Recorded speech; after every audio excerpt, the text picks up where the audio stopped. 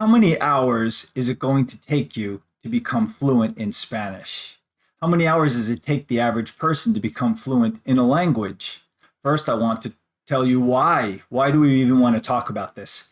Because so many people, they give up when they study a language. I think many more, I don't know what the studies actually say, but many more people who start studying a second language give up than those who continue and move on and go on to become fluent in a language. Why? Because you can imagine they get frustrated with it. They don't see progress. And so that's the reason that I'm telling you this, because if you knew, if I study this many hours of Spanish, when I get to this number of hours, I will be fluent. It's much more tangible, right? You can say, all right, I just have to put in this many hours and then I will be fluent. That's the main purpose of this video.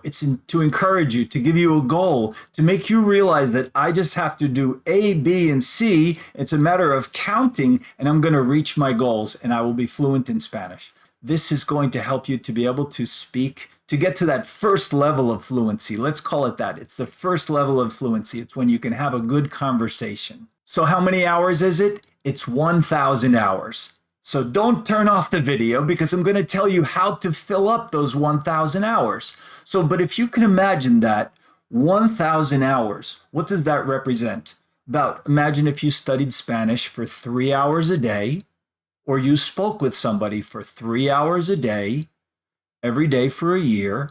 So 3 times 365. So 3 times 300 is 900. So it's about, in a year, that's about 1,000. So if you did 3 hours every day for 1 year, you should be able to get to this basic level of fluency. Most people don't study a language for 3 hours every day for a year. It's pretty intense. I want to tell you, I did meet this woman once. She took a Spanish class with me, and so we spoke Spanish the whole time, and she spoke Spanish quite well. She was an American woman.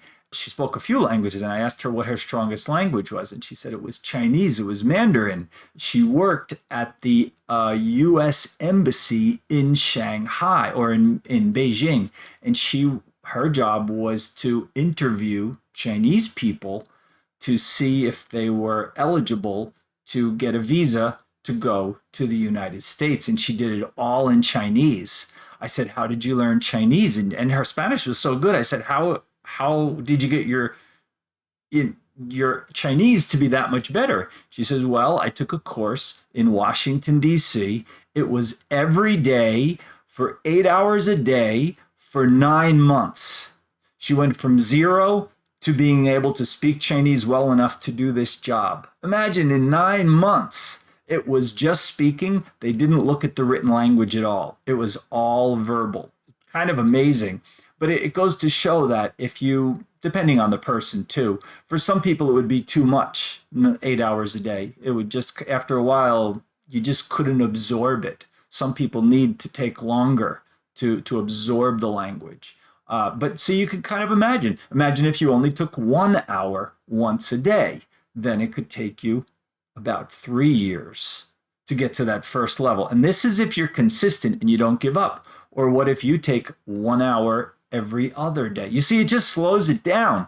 So this is to give you a goal. Is it a fixed absolute rule? No, because everybody learns language differently, but it gives you something to shoot at. And if you want, you can keep track of it, like on some type of calendar. Keep track of how many hours, calculate how many hours you've put in up to now, and then calculate how many you have left to get to that 1,000, that true 1,000 hour mark. And that will be like the beginning of fluency. At that point, you should be able to express your thoughts and have a good conversation. You might be making lots of little mistakes, but you should still be able to have a pretty good conversation. So let's talk about what's involved, what counts as the hours towards those 1,000 hours. Number one is speaking. Of course, speaking with other people. They can be non-native speakers or native speakers, but definitely book a class with me on italki, because then you can at least get that 1 hour with me once a week or twice or 3 times a week. And that'll be a good, solid, quality hour of speaking Spanish. Or book a class with some find a way to speak to another person in Spanish. Number two is reading out loud.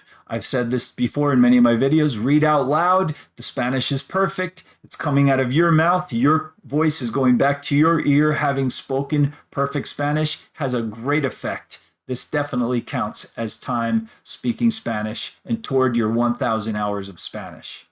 Number 3 is listening to Spanish. Now, I wouldn't do just any one of these except maybe for the speaking. If you just spoke Spanish for 3 hours a day or 4 or 5 or 6 hours a day, that definitely is the best option. But only listening to Spanish isn't going to get you fluent in Spanish, but it will contribute to that part of speaking, which when you're having a conversation with somebody, you need to be able to listen and understand them. So it's an important part, but it can't be done alone. You need to be speaking the language too. Number 4 is reading. Reading the language is great. Just reading silently, you don't have to read out necessarily out loud. That will contribute. Again, only reading the language will only help you so much. It helps you with your vocabulary, getting used to seeing the language and understanding it, your comprehension, but you need to be speaking the language too. So this is complementary. Number 5, a lot of people don't even think about this one, but it's thinking in Spanish. Yes, you should definitely, if you haven't done this as an exercise, take 5 minutes today and just think in Spanish. If you think you can't do that, do 1 minute. After this video, try to think in Spanish for 1 minute. And if you say, I don't know enough Spanish to think in Spanish with whatever words that you know in Spanish, even if you're just practicing the conjugations or counting from 1 to 100 or saying the days of the week. Just recite anything that you can possibly say or think about it in Spanish. And you might say, well, that doesn't count. But does it count if I'm thinking in my mind, Sunday, Monday, Tuesday, Wednesday, Thursday, Friday, Saturday? Aren't I thinking in English? I'm not thinking in Russian or in Chinese. It's English. So if you do it in Spanish, domingo, lunes, martes, miércoles, jueves, viernes, sábado.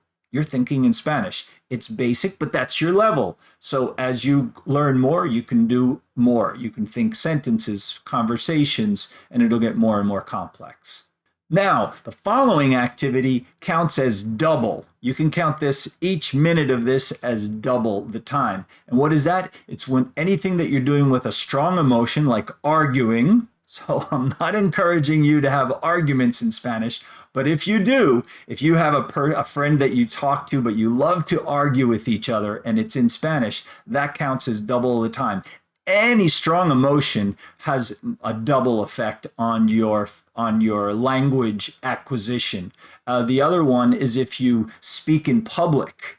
So it's strong emotions, or when you speak in public, anytime you have a lot of pressure, or stress, a stressful situation, this counts as double. So if you're giving speeches, you join some type of speaking club or Toastmasters, but in Spanish, that does exist. If you look for it, you can try to do that. And the other one that counts double is telling jokes. So if you can tell jokes in Spanish, it takes a lot, right? Because you have to learn how to tell the joke. They don't have to be funny, but learn how to tell the joke, set it up, and give the punchline. But doing that's also a type of public speaking. So just remember that this accumulating 1,000 hours is just the beginning of fluency, but you can do it. And at least you know that when you reach that point, now at 1,000 hours, I should be at the beginning level of fluency. So now I can express my ideas, have good conversations. I don't have to be looking at a dictionary all the time. But obviously, you're not going to stop there. That's just the beginning of your road to more and more fluency. As you continue, you will perfect your Spanish, learn more vocabulary, improve your grammar and your accent. And I hope you do that with me in my classes. So have a great time doing this. Keep working on your Spanish, and you know what to do to support my channel. And so just remember that millions of people speak Spanish fluently, and you will too.